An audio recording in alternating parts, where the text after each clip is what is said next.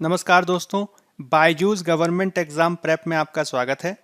आज की तारीख है 29 नवंबर 2020 और आज हम चर्चा करने जा रहे हैं डेली करंट अफेयर्स पर।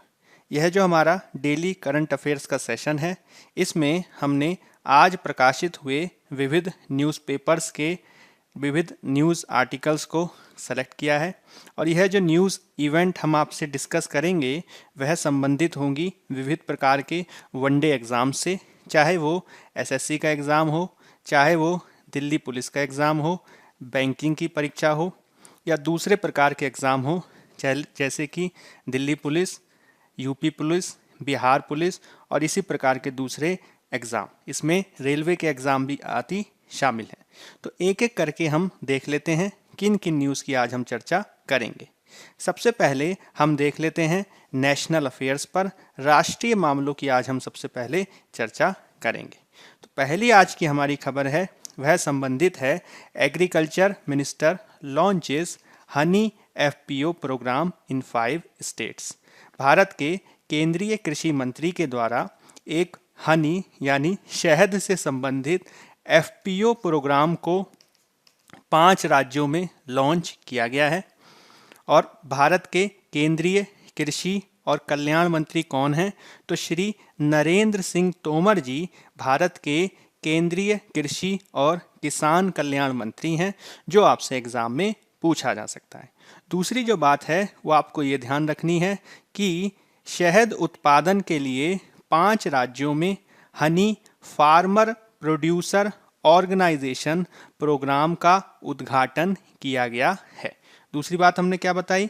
तो शहद के उत्पादन को बढ़ावा देने के लिए मधुमक्खी पालन उद्योग के विविध मुद्दों का समाधान करने के लिए और इसके माध्यम से देश में शहद उत्पादन को बढ़ावा देने के लिए फार्मर प्रोड्यूसर ऑर्गेनाइजेशन प्रोग्राम की शुरुआत की गई है। इसको आपको समझना है। फार्मर प्रोड्यूसर ऑर्गेनाइजेशन क्या होती हैं? तो फार्मर प्रोड्यूसर ऑर्गेनाइजेशन के माध्यम से किसी क्षेत्र में या किसी समुदाय के जो अलग अलग किसान भाई आदि होते हैं, उन किसान भाइयों को एकीकृत करके एक संगठन का निर्माण किया जाता है और इसके माध्यम से कोशिश ये की जाती है कि कलेक्टिव एफर्ट्स के आधार पर वो किसान अपने उत्पादों का एक बेहतर मूल्य प्राप्त कर सकें। तो फार्मर प्रोड्यूसर ऑर्गेनाइजेशन के माध्यम से अब यह कोशिश की जा रही है कि जो शहद उत्पादन किया जाता है, जो मधुमक्खी पालन किया जाता है, उसको बढ़ावा देते हुए किसानों की आय बढ़ाई जा सके और इसके तहत national agricultural corporative marketing federation of India limited, जिसको शॉर्ट में कहा जाता है नफेड, उसके द्वारा इनकी स्थापना की जाएगी। जो नफेड है उसकी स्थापना 2 अक्टूबर 1958 1958 में की गई थी और मुख्य रूप से कृषि उत्पाद और व्यापार को बढ़ावा देने के लिए यह काफ़ी महत्वपूर्ण है। जैसे कि ये शहद उत्पादन हो गया या फिर इसी से संबंधित दूसरे उत्पाद, जिसमें आप गणना कर सकते हैं सब्जियों की या दूध की या इसी प्रकार से जो ये विविध उत्पादन होते हैं, इसमें सरकार ये कोशिश कर रही है कि कृषि में हम उत्पादन को बढ़ावा दे सकें और इसमें नफेड और दूसरे संस्थानों की भूमिका है। जब हम बात करते हैं फार्मर प्रोड्यूसर ऑर्गेनाइजेशंस की, तो वर्तमान में जो फार्मर प्रोड्यूसर ऑर्गेनाइजेशंस हैं वो अलग अलग क्षेत्रों में कार्य कर रही हैं, जिसमें अलग अलग किसानों के संगठन को बनाकर, अलग अलग किसानों के समूहों को बनाकर हम उनकी जो कलेक्टिव बार्गेनिंग क्षमता है उसको बढ़ावा देने का प्रयास करते हैं। अब इसके तहत यह चीज़ें की जा रही हैं अलग अलग क्षेत्रों में, चाहे वो ऋण संबंधी क्षेत्र हो, चाहे वो कृषि उपकरण संबंधी क्षेत्र हो, फार्म इक्विपमेंट के क्षेत्र हो, चाहे वो वेयर हाउस और प्रोसेसिंग का एरिया हो, दूध का क्षेत्र हो, बाजार तक पहुंच का क्षेत्र हो या फिर दूसरे अन्य क्षेत्र हो। तो इसके माध्यम से यह जो 5 हनी की एफपीओ स्थापित की जाने वाली हैं, इनको अलग अलग क्षेत्रों में स्थापित किया जाएगा। जैसे कि इसको किया जाएगा पूर्वी चंपारण बिहार में, मुरैना मध्य प्रदेश में, भरतपुर राजस्थान में, मथुरा उत्तर प्रदेश में और सुंदरवन पश्चिम बंगाल में। तो इन क्षेत्रों में इनको स्थापित किया जाना है। अब यह जो हनी एफपीओ प्रोग्राम है, इसको एक सेंट्रल सेक्टरल स्कीम के रूप में शुरू किया गया है, एक केंद्रीय क्षेत्र योजना के तहत शुरू किया गया है। अब केंद्रीय क्षेत्र योजना के तहत जो फंडिंग की जाती है वह 100% सेंटर के द्वारा की जाती है। यह सेंट्रल स्पॉन्सर्ड स्कीम से अलग होती है, केंद्र प्रायोजित योजना से यह अलग होती है, जिसमें अलग अलग प्रकार का पैटर्न दिखता है केंद्र और राज्यों के बीच। तो अगर कोई प्रोग्राम केंद्र प्रशासित, केंद्र प्रायोजित योजना अगर वो होगा, तो केंद्र प्रायोजित योजना के तहत जो फंडिंग पैटर्न है वह अलग हो सकता है, जिसमें 50-50, 60-40 या 19-10 हो सकता है। लेकिन अगर वो सेंट्रल सेक्टर स्कीम हो तो 100% जो फंडिंग होगी वो सेंट्रल गवर्नमेंट द्वारा की जाएगी। और इसके लिए सरकार ने जो वर्तमान वित्त वर्ष चल रहा है 2020-21, इसमें 2200 फार्मर प्रोड्यूसर ऑर्गेनाइजेशन के गठन को मंजूरी दी है। और सरकार का ये प्रयास है कि हम आगे आने वाले समय में लगभग 10,000 फार्मर प्रोड्यूसर ऑर्गेनाइजेशंस की स्थापना कर सकें, और इसके लिए अलग अलग संस्थानों को इसकी जिम्मेदारी दी गई है। जैसे कि इसमें नाबार्ड की भूमिका है। नाबार्ड क्या है? तो नाबार्ड हमारा एक कृषि क्षेत्र को बढ़ावा देने वाला संगठन है, जो मुख्य रूप से कृषि वित्त क्षेत्र में कार्य करता है। और इसकी स्थापना कब की गई थी? तो इसकी स्थापना की गई थी 1982 में। 1982 में इसकी स्थापना की गई थी। इसी के साथ small farmers agri business consortium, national cooperative development corporation और नफेड, जिसकी अभी हमने चर्चा की, वो भी जो हैं अलग अलग तरीकों से इन फार्मर प्रोड्यूसर ऑर्गेनाइजेशन की स्थापना करने में महत्वपूर्ण भूमिका निभाएंगे। तो अब आपको हम एक टास्क दे रहे हैं, आपको यह कमेंट बॉक्स में बताना है कि जो नाबार्ड है उसकी फुल फॉर्म क्या है। नाबार्ड है उसकी फुल फॉर्म जो है आपको सर्च करनी है और फुल फॉर्म हमें बतानी है, जिसकी स्थापना 1982 में हुई थी। अब यह जो नाबार्ड है यह एग्ज़ाम में पूछा जा सकता है फुल फॉर्म के रूप में। तो ये हो गया हमारी पहली खबर। दूसरी जो हमारी खबर है वह संबंधित है एक स्वर्णिम विजय वर्ष साइक्लोथॉन से। एक आप कह सकते हैं साइकिल यात्रा से इसका संबंध है, जिसमें इंडियन आर्मी ने लॉन्च किया है एक साइकिल एक्सपेडिशन गुजरात और राजस्थान क्षेत्र में। तो पूरी खबर क्या है?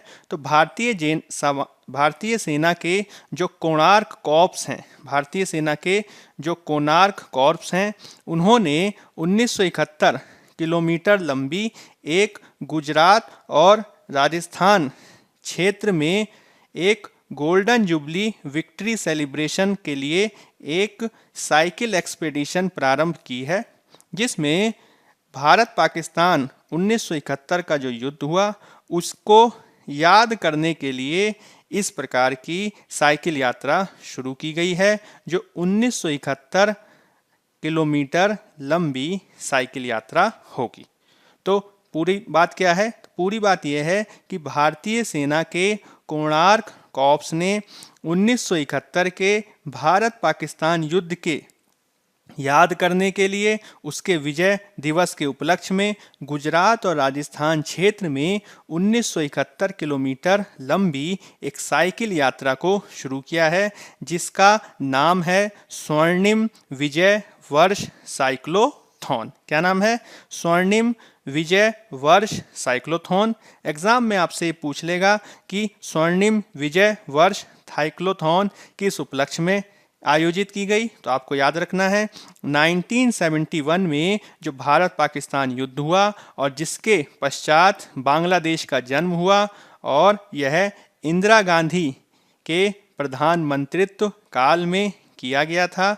यह महत्वपूर्ण है, जिसको याद करने के लिए भारतीय सेना के कोणार्क कॉर्प्स ने इसे आयोजित किया है। और ये कितनी लंबी है? तो यह है 1971 किलोमीटर लंबी, जिसमें गुजरात और राजस्थान दोनों राज्यों के अलग अलग आर्मी फॉर्मेशन से 20-20 जो प्रतिभागी हैं वह इसमें हिस्सा लेंगे, ताकि जो 1971 का जो वॉर हुआ जिसमें भारत को विजय प्राप्त हुई उसको हम याद कर सकें।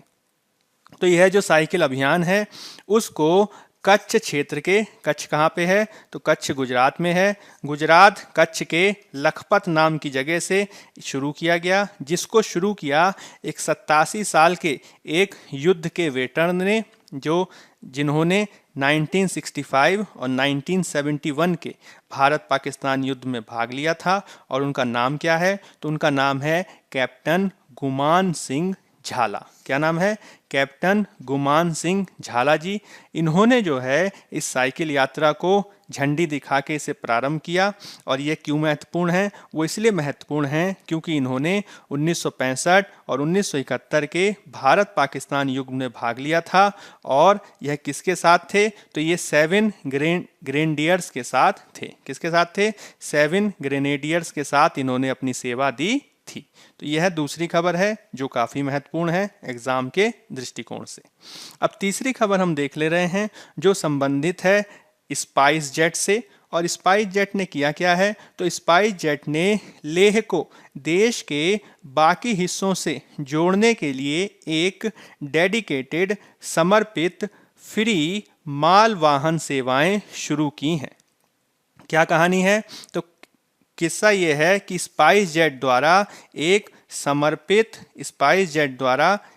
समर्पित फ्री माल वाहन सेवाएं शुरू की गई हैं लद्दाख में लेह के लिए। और इसके माध्यम से कोशिश ये की जा रही है कि जो नागरिक विमान चालक हैं, जो स्पाइस जेट है, वो अपने वाहनों के माध्यम से लेह को जोड़ सके देश के बाकी हिस्सों से। इसके तहत जो एयरलाइंस है वह दिल्ली से लेह तक 13 टन कार्गो की आपूर्ति करेगी। और इसके माध्यम से पूरे साल जो है लद्दाख को जोड़ा जा सकेगा देश के बाकी हिस्सों से। तो अभी होता क्या है कि जब ठंड आती है तो उसके बाद जो लेह है वह देश के बाकी हिस्सों से कट जाता है। और जो लेह के क्षेत्र में जो विविध प्रकार की जो माल की जो आपूर्ति है वह बाधित होती है, जिसके तहत लेह आदि क्षेत्रों में फल, सब्जी, फूल, जो विविध प्रकार के जो जल्दी खराब होने वाले सामान हैं, जो दवाएं हैं, चिकित्सा उपकरण हैं और दूसरे जो सामान हैं उनकी आपूर्ति बाधित होती है। और इस प्रकार की जो आपूर्ति है वह बाधित ना हो, इसके लिए स्पाइस जेट ने अब अपनी कार्गो आर्म स्पाइस एक्सप्रेस के माध्यम से बोइंग 737 को डिप्लॉय किया है इस रूट पर, ताकि पूरे साल माल की आवाजाही हो सके। अगर हम एक मैप के माध्यम से देखें तो हम ये पाएंगे कि जो जम्मू कश्मीर से जब लेह और लद्दाख वाले क्षेत्र को पृथक किया गया, उसके बाद लेह और लद्दाख का क्षेत्र एक यूटी बनाया गया है। और यह यूटी कब अस्तित्व में आया? तो यह यूटी अस्तित्व में आया है 31 अक्टूबर को 2019 में। 31 अक्टूबर को जो है वो अस्तित्व में आया। और इसमें लेह और कारगिल 2 प्रमुख जिले हैं, आप ये देख सकते हैं। इसमें द्रास नाम का क्षेत्र भी अवस्थित है। ये आपसे एग्जाम में पूछ सकता है कि द्रास कहाँ पे है, तो आपको याद रखना है द्रास कहाँ पे है। तो द्रास है कारगिल में। और लेह लद्दाख का जो क्षेत्र है वो एक यूटी के रूप में विद्यमान है। तो इस प्रकार की जो कनेक्टिविटी की गई है उससे अब ये सुनिश्चित हो सकेगा कि सर्दियों के मौसम में भी जो आवश्यक वस्तुओं का जो परिवहन जो पहले बाधित होता था वो अब बाधित ना हो। और इसके माध्यम से एक निर्बाध कनेक्टिविटी को पेश करते हुए स्पाइस जेट अपनी महत्वपूर्ण भूमिका निभा सकेगा और इसके माध्यम से जो ज्योग्राफिकल जो हमें चैलेंजेस देखने को मिलते हैं वो समाधान किए जा सकेंगे इस प्रकार की कार्गो फ्लाइट के माध्यम से। तो ये चीज़ आपको ध्यान रखनी है। स्पाइस जेट ऐसी एक निजी कंपनी हो गई है जिसने इस तरीके के इनिशिएटिव को शुरू किया है। अब कुछ हम अंतर्राष्ट्रीय मामले देख लेते हैं। अंतर्राष्ट्रीय मामलों के संदर्भ में जो खबर हमारे समक्ष आ रही है वह संबंधित है क्लाइमेट इमरजेंसी की घोषणा किए जाने के संबंध में। क्लाइमेट इमरजेंसी के संदर्भ में क्या खबर है, तो न्यूजीलैंड की जो प्रधानमंत्री हैं जिनका नाम है जैकिंडा अर्डर्न, क्या नाम है न्यूजीलैंड के प्राइम मिनिस्टर का, तो जैकिंडा अर्डर्न, उनकी जो गवर्नमेंट है, अब उनकी गवर्नमेंट आने वाले समय में एक क्लाइमेट इमरजेंसी यानी आप कह सकते हैं जलवायु आपातकाल, उस जलवायु आपातकाल को घोषित करने वाली है और इसके माध्यम से जो जलवायु परिवर्तन के प्रति जो विविध चुनौतियां देखी जा रही हैं उनके प्रति लोग जागरूक हो सकें, इसके लिए इस क्लाइमेट इमरजेंसी को आने वाले बुधवार को प्रस्ताव रखा जाएगा। तो वैश्विक जलवायु वृद्धि जो देखी जा रही है उससे हम निपट सकें, उसके संदर्भ में जागरूकता पैदा हो सके, इसके लिए एक प्रतीकात्मक कदम के रूप में जलवायु आपातकाल की घोषणा की जाएगी। और यदि इस जलवायु आपातकाल से संबंधित जो प्रस्ताव आने वाले बुधवार को रखा जाने वाला है वो पारित हो जाता है तो न्यूजीलैंड ऐसे कई दूसरे देशों के साथ जुड़ जाएगा जिन्होंने जलवायु परिवर्तन के संबंध में बहुत सारे कार्य किए हैं, जैसे कि कनाडा, फ्रांस, ब्रिटेन आदि। तो इन्होंने भी जो है समय समय पर बहुत सारे प्रयास किए हैं और न्यूजीलैंड भी जो है इसमें अब शामिल होने जा रहा है, जिसमें नवंबर 2019 में न्यूजीलैंड की संसद ने एक कानून पारित किया था जिसका नाम था शून्य कार्बन अधिनियम।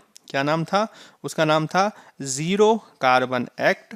और यह जो ज़ीरो कार्बन एक्ट था उसका उद्देश्य था कि न्यूजीलैंड को 2050 तक हम जीरो कार्बन एमिशन वाला देश बना सकें। जीरो कार्बन एमिशन वाले देश का मतलब क्या हुआ? तो इसका मतलब ये हुआ कि जो कार्बन एमिशन किया जाता है वह इस प्रकार से होगा कि कुल जो कार्बन एमिशन है वह शून्य हो जाए। यानी अगर हम मान लीजिए 100 टन कार्बन उत्सर्जन कर रहे हैं तो इसकी जो है हम प्रतिपूर्ति करेंगे, इसको जो है हम कम करेंगे दूसरे उपायों के द्वारा, जिसमें हम वन आदि लगाकर इसको काउंटर कर सकते हैं। अगर न्यूजीलैंड के बारे में बात करें तो न्यूजीलैंड हमारा प्रशांत महासागर में अवस्थित एक देश है जिसमें राजधानी जो है वो एक वेलिंगटन है। तो न्यूजीलैंड कहाँ पे है? तो पैसिफिक ओशियन का एक द्वीपीय राष्ट्र है और अगर हम स्पेसिफिकली बात करें तो ये दक्षिण पश्चिम प्रशांत महासागर में अवस्थित है। अब ऑस्ट्रेलिया के पूर्व में भी आप इसको कह सकते हैं। तो दो बातें याद रखनी है, एक तो पैसिफिक ओशियन में है, साउथ वेस्ट पैसिफिक ओशियन, और सेकंड क्या है?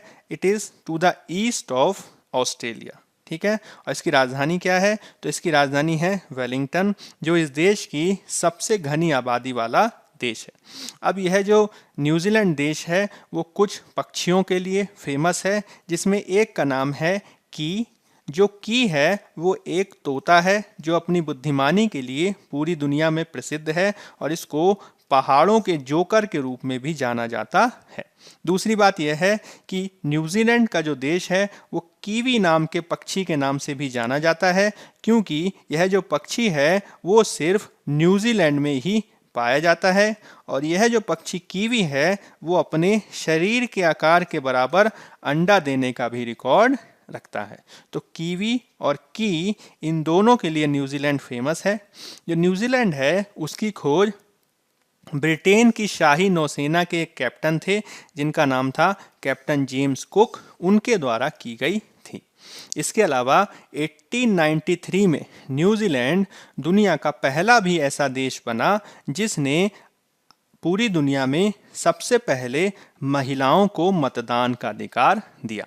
और मतदान का अधिकार देने का एक परिणाम आप ये भी देख सकते हैं कि वर्तमान में जो न्यूजीलैंड की प्राइम मिनिस्टर हैं जेसिंडा अर्डर्न, वह भी एक महिला हैं और कोविड-19 के काल में अपने प्रयासों के चलते वो काफ़ी फेमस हुई।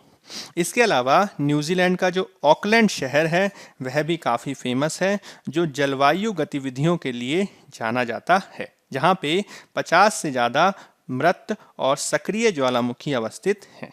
यह जो ऑकलैंड शहर है वहाँ पे दुनिया में प्रति व्यक्ति सबसे ज़्यादा नौकाएं भी पाई जाती हैं, इसलिए इसको सिटी ऑफ सेल्स यानी आप कह सकते हैं पालों का शहर भी कहा जाता है। पाल मतलब क्या हुआ, तो पाल जो होती हैं जो नावों में लगाई जाती हैं दिशा देने के लिए, उसे कहा जाता है। तो सिटी ऑफ सेल्स, पालों का शहर भी इसे कहा जाता है, यह भी आपको याद रखना है। चलिए अब नेक्स्ट देख लेते हैं। नेक्स्ट जो हमारी खबर है वह संबंधित है रूस से। और रूस ने किया क्या है, तो रूस ने एक टेस्ट फायर किया है, एक परीक्षण किया है एक मिसाइल का। जो मिसाइल है वो कैसी है, तो वो मिसाइल है हाइपरसोनिक मिसाइल। और हाइपरसोनिक मिसाइल जो है उसका नाम क्या है, तो उसका नाम है सिरकॉन। क्या नाम है, सिरकॉन। इसमें टी क्या है, टी इसमें साइलेंट है। तो रूस द्वारा आर्कटिक क्षेत्र में एक हाइपरसोनिक मिसाइल का परीक्षण किया गया है जिसका नाम है सिरकॉन। और यह जो सिरकॉन मिसाइल है वो एक जहाज, एक युद्धपोत जिसे कहते हैं फ्रिगेट, एक युद्धपोत से छोड़ा गया जिसका नाम है एडमिरल गोर्शकोव। और यह जो युद्धपोत अवस्थित था वाइट सी में, सफ़ेद सागर में। और यहाँ से इस हाइपरसोनिक क्रूज मिसाइल को छोड़ा गया जिसने 450 किलोमीटर दूर बेरेंट सागर में अवस्थित एक टारगेट को हिट किया 8 मैक से ज़्यादा की स्पीड से।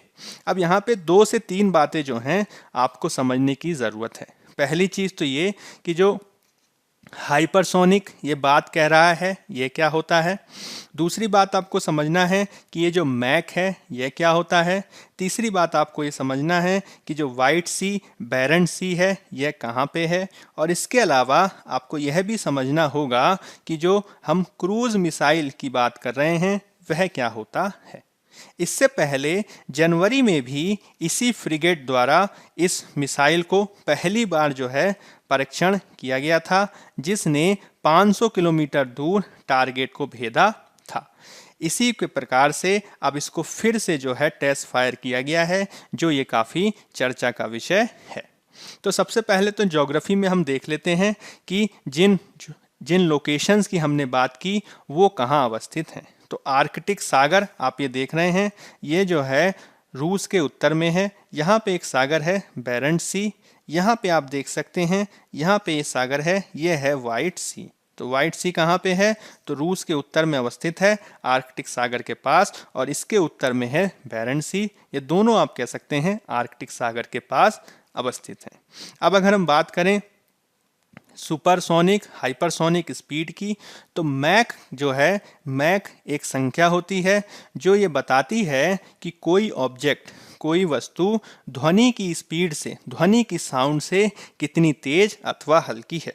तो अगर हम साउंड की बात करें तो साउंड की जो स्पीड होती है वो 20 डिग्री सेंटीग्रेड में सी लेवल पर कितनी मानी जाती है, तो वो मानी जाती है, कितनी मानी जाती है, तो वो मानी जाती है 343.2 मीटर पर सेकंड, यानी 343 मीटर पर सेकंड की स्पीड साउंड की होती है।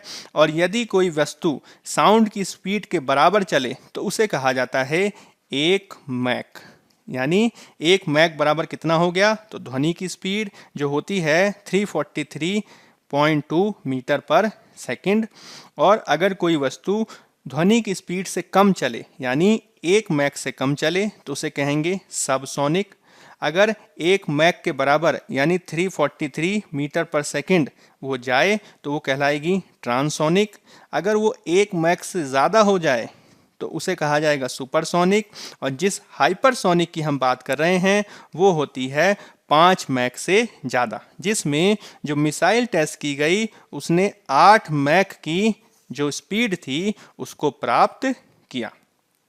अब इसी के तहत हम समझेंगे कि यह जो हम मिसाइल की बात कर रहे हैं जिसका नाम है क्रूज मिसाइल, वो क्या होती है। तो क्रूज मिसाइल मिसाइल का एक ऐसा प्रकार है जो पृथ्वी की सतह के पास चलते हुए जाता है। यह जो है दूसरे प्रकार की मिसाइल से अलग होता है जिसे कहते हैं हम बैलिस्टिक मिसाइल। तो बैलिस्टिक मिसाइल से पृथक एक प्रकार है क्रूज मिसाइल जो पृथ्वी की सतह के नज़दीक जाके टारगेट को हिट करता है। दूसरी तरफ जो बैलिस्टिक मिसाइल होता है वो एक पैराबोलिक पाथ में एक परवलयाकार दिशा में गमन करता है और यह वायुमंडल के बाहर जाकर फिर जो है टारगेट को हिट करता है। तो क्रूज मिसाइल चूंकि पृथ्वी की सतह के पास जो है काफ़ी तीव्र गति से चलती है, इसलिए रडार आदि जो हैं इसे पकड़ पाने में सक्षम नहीं हो पाते हैं, इसीलिए इसकी जो क्षमता होती है वो काफ़ी अच्छी होती है। चलिए अब हम कुछ महत्वपूर्ण राष्ट्रीय अंतर्राष्ट्रीय व्यक्तित्व देख लेते हैं। तो इसमें हमारे जो खबर है वो ये है कि बाबा रामदेव को रुचि सोया जो उन्होंने अभी कंपनी को खरीदा है उसके बोर्ड ऑफ डायरेक्टर के रूप में नियुक्त किया गया है। और साथ ही साथ उनके छोटे भाई राम भरत और उनके करीबी सहयोगी आचार्य बालकृष्ण को भी इसके संदर्भ में उन्हें नियुक्त किया गया है बोर्ड ऑफ डायरेक्टर्स में। तो पतंजलि जो उनकी कंपनी है उनके द्वारा 2019 में रुचि सोया को अधिग्रहित किया गया था और इसके लिए पतंजलि आयुर्वेद ने रुचि सोया को 4,305 करोड़ रुपए में खरीदा था। अब यह जो रुचि सोया है वो मुख्य रूप से जो रिफाइंड ऑयल्स आदि हैं उनके निर्माण के लिए विख्यात है, जिसमें सोयाबीन तेल से बनने वाला जो तेल है महाकोश और रुचि गोल्ड, उसके लिए यह काफ़ी फेमस है। अब इसको जो है खरीदने से विशेष रूप से जो खाद्य तेल में जो पतंजलि का जो प्रोडक्ट्स हैं वो काफ़ी बेहतर हो पाएंगे, क्योंकि रुचि के जो उत्पाद हैं वो काफ़ी फेमस हैं। हालांकि पिछले कुछ समय से जो कंपनी है दिसंबर 2017 उसके बाद से जो रुचि सोया की जो कंपनी है वो थोड़ी घाटे में चल रही थी, जिसके चलते इसको अब बेच दिया गया और इसे जो है अब बाबा रामदेव की कंपनी ने खरीद लिया है। तो रुचि सोया के संबंध में यह खबर महत्वपूर्ण है जो एग्ज़ाम में पूछा जा सकता है। चलिए अब हम बात कर लेते हैं कुछ बैंकिंग से संबंधित न्यूज़ से, और इसके संदर्भ में सेबी जो एक महत्वपूर्ण शेयर बाज़ार के संदर्भ में मार्केट रेगुलेटर है, शेयर बाज़ार का जो बाज़ार विनियमन करती है, उसके द्वारा एक प्रोग्राम लॉन्च किया गया है जिसका नाम है स्मार्ट्स प्रोग्राम। तो बाज़ार विनियामक जो सेबी कंपनी है, सेबी जो संस्था है, उसके द्वारा 23 से 29 नवंबर 2020 को देश में विश्व निवेशक सप्ताह आयोजित किया जा रहा है, जिसको अंग्रेजी में आप कहेंगे, ठीक है, जिसको आप बताएंगे वर्ल्ड इन्वेस्टर वीक। तो वर्ल्ड इन्वेस्टर वीक जो है वो पूरी वीक में मनाया जाने वाला एक ग्लोबल कैंपेन है, जिसको एक अंतर्राष्ट्रीय संस्था International Organization of Securities Commission द्वारा आयोजित किया जाता है। पूरी दुनिया में जो निवेशकों की जो शिक्षा होती है, इन्वेस्टर एजुकेशन होती है, निवेशकों के जो अधिकारों की जो रक्षा होती है, इसको बढ़ावा देने के लिए, जैसे कि वो शेयर बाज़ार में कैसे निवेश करें, जो अधिक जो अलग अलग प्रकार के उत्पाद हैं, म्यूचुअल फंड आदि, उसको वो कैसे खरीदें, उसमें वो किसी धोखाधड़ी के शिकार आदि ना हो, इसके लिए इस प्रोग्राम को लॉन्च किया गया है जिसका नाम है स्मार्ट्स प्रोग्राम। और इसका फुल फॉर्म क्या होगा, तो सिक्योरिटीज़ मार्केट ट्रेनर्स प्रोग्राम। और इसके माध्यम से भारत में भी जो इन्वेस्टर हैं उनकी एजुकेशन और अवेयरनेस को बढ़ावा दे सकें, इसके लिए इसे शुरू किया गया है। चलिए अब कुछ बुक्स एंड अवार्ड्स के बारे में जान लेते हैं। तो वर्ड ऑफ द ईयर घोषित हुआ है, 2020 का एक शब्द घोषित किया गया है कैम्ब्रिज डिक्शनरी के माध्यम से, और जो कैम्ब्रिज डिक्शनरी है उसने 2020 का जो वर्ड ऑफ द ईयर है वो काफ़ी आप चर्चित शब्द समझ सकते हैं जिसे घोषित किया गया है, और वो है क्वारंटीन। तो क्वारंटीन जो है कोरोना वायरस के काल में काफ़ी चर्चा में रहा, जिसमें जो व्यक्ति को कोरोना वायरस से बचाने के संदर्भ में एक निश्चित समय में उसे घर से बाहर निकलने आदि के संदर्भ में उस पे प्रतिबंध आदि लगा दिए जाते हैं, और इसके माध्यम से जो बीमारी का प्रसार ना हो इसको बढ़ावा दिया जाता है।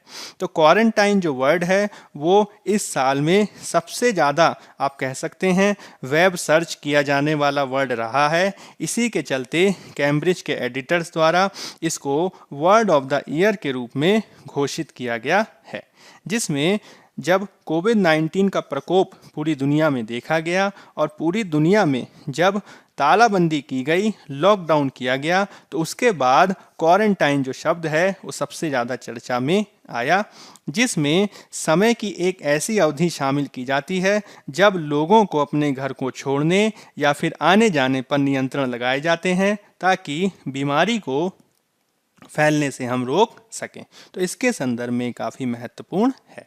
चलिए अब एक महत्वपूर्ण दिवस के बारे में हम जान लेते हैं। तो महत्वपूर्ण दिवस के रूप में जो नवंबर 29 तिथि है वह मनाई जाती है फिलिस्तीनी लोगों के साथ एकजुटता के अंतर्राष्ट्रीय दिवस के रूप में, यानी international day of solidarity with the Palestinian people 29 of November.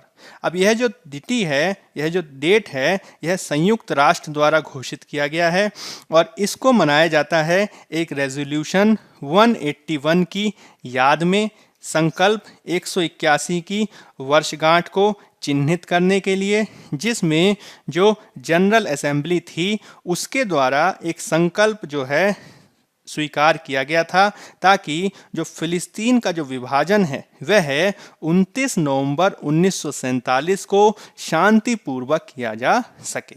तो फिलिस्तीन जो देश है वह पश्चिम एशिया, वेस्टर्न एशिया का एक देश है और पश्चिम एशिया में वर्तमान में यह 2 टेरिटरीज के माध्यम से अभिव्यक्त होता है। एक को कहा जाता है गाजा स्ट्रिप और दूसरे को कहा जाता है वेस्ट बैंक, पश्चिमी किनारा। इसकी जो घोषित राजधानी है वह जेरूसलम है। हालांकि जेरूसलम पर कई राष्ट्रों द्वारा जो है दावा किया जाता है, इसी के चलते रमल्लाह जो है उसकी प्रशासनिक राजधानी है। तो यह जो है काफ़ी चर्चा में रहता है, विशेष रूप से इजराइल से लगातार होने वाले संघर्ष को लेकर। तो फिलिस्तीनियों को उनका राष्ट्र मिले, इसके लिए 29 नवंबर को फिलिस्तीनी लोगों के साथ एकजुटता दिवस के रूप में इसे मनाया जाता है 29 नवंबर को। चलिए अब हम कुछ इम्पॉर्टेंट फैक्ट्स के बारे में चर्चा कर लेते हैं। तो आज हम चर्चा करेंगे भारतीय कृषि अनुसंधान परिषद, Indian council of agricultural research और उससे संबंधित कुछ संस्थाओं की। तो भारत में एग्रीकल्चरल एजुकेशन और रिसर्च को बढ़ावा देने के लिए एक ये महत्वपूर्ण निकाय है जिसका मोटो है agri research with a human touch, मानव स्पर्श के साथ एग्री रिसर्च। इसकी जो स्थापना है वह 16 जुलाई 1929 को की गई, जिसका बजट लगभग 5000 करोड़ से अधिक है। अब इसके जो अध्यक्ष हैं वह नरेंद्र सिंह तोमर जी हैं। इसके जो डायरेक्टर हैं, निदेशक हैं, वह त्रिलोचन महापात्रा हैं और इसका जो मुख्यालय है वह नई दिल्ली, भारत में अवस्थित है। अब ये जो ICAR है इसकी बहुत सारी संस्थाएं हैं, जिसमें 4 डीम्ड यूनिवर्सिटीज़ हैं, 65 इंस्टीट्यूशंस हैं, 14 नेशनल रिसर्च सेंटर्स हैं, 6 नेशनल ब्यूरोज हैं और 13 डायरेक्टरेट्स के लिए फेमस है। अगर हम इसके डीम्ड यूनिवर्सिटीज़ के बारे में बात करें तो सबसे पहले तो हमने अभी चर्चा की भारतीय कृषि अनुसंधान संस्थान, इंडियन एग्रीकल्चरल रिसर्च इंस्टीट्यूट जो नई दिल्ली में है। दूसरा है भारतीय पशु चिकित्सा अनुसंधान संस्थान जो बरेली, उत्तर प्रदेश में है। इसके अलावा राष्ट्रीय डेयरी अनुसंधान संस्थान करनाल, हरियाणा में और केंद्रीय मत्स्य शिक्षा संस्थान मुंबई, महाराष्ट्र में अवस्थित है। इसी के अलावा इसमें और कुछ इंस्टीट्यूशंस की आप बात कर सकते हैं, जिसमें central agro forestry research institute Jhansi, central arid zone research institute Jodhpur, central avian research institute Izatnagar, central coastal agricultural research institute Ela Goa, central inland fisheries research institute Barrackpore, central institute of brackish water aquaculture Chennai, central institute for arid horticulture Bikaner में भी यह संस्थान है। इसके अलावा central institute for research on buffaloes Hisar में है, central institute for research on cattle Meerut Uttar Pradesh में है, बकरियों पर केंद्रीय अनुसंधान संस्थान मखदूम में है, कृषि में महिलाओं के लिए केंद्रीय संस्थान उड़ीसा की राजधानी भुवनेश्वर में है, केंद्रीय कृषि अभियांत्रिकी संस्थान भोपाल में है, केंद्रीय कपास अनुसंधान संस्थान नागपुर में है, केंद्रीय मत्स्य प्रौद्योगिकी संस्थान कोचीन में अवस्थित है।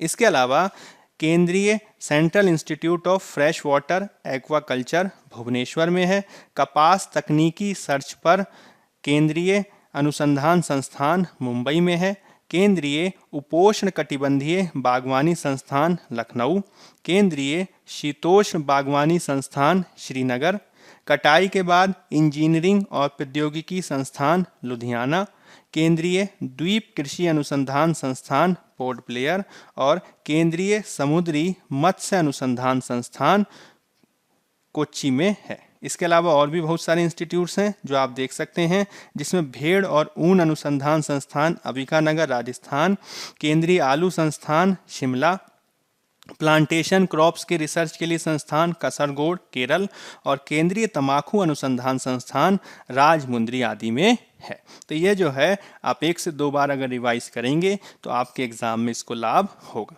चलिए अब हम कुछ प्रैक्टिस क्वेश्चंस देख लेते हैं। आप कमेंट बॉक्स में इसका उत्तर देने का प्रयास कीजिएगा। तो नफेड जो भारत सरकार का एक सर्वोच्च संगठन है, वो किस मंत्रालय के तहत काम करता है? कृषि मंत्रालय, वाणिज्य और उद्योग मंत्रालय, गृह मंत्रालय कि इनमें से कोई नहीं। दूसरा क्वेश्चन है, नाबार्ड स्थापित किया गया था 12 जुलाई 1982, 12 जुलाई 1983, 12 जुलाई 1984 कि 12 जुलाई 1985। अगला क्वेश्चन है, प्रस्तावित हनी एफपीओ को यहाँ स्थापित नहीं किया जाएगा। ईस्ट चंपारण बिहार, मुरैना मध्य प्रदेश, भरतपुर राजस्थान कि आजमगढ़ उत्तर प्रदेश। नेक्स्ट क्वेश्चन है, हाल ही में शुरू की गई स्वर्णिम विजय वर्ष साइक्लोथॉन भारतीय सशस्त्र सेना के किस युद्ध के उपलक्ष्य में प्रारंभ की गई? 1971 का भारत पाक युद्ध, 1965 का भारत पाक युद्ध, 1999 का कारगिल युद्ध कि 1962 का भारत चीन युद्ध। नेक्स्ट क्वेश्चन है, हाल ही में चर्चा में रहे कैप्टन गुमान सिंह झाला निम्नलिखित में से किस क्षेत्र में अपनी उपलब्धियों के लिए प्रसिद्ध हैं?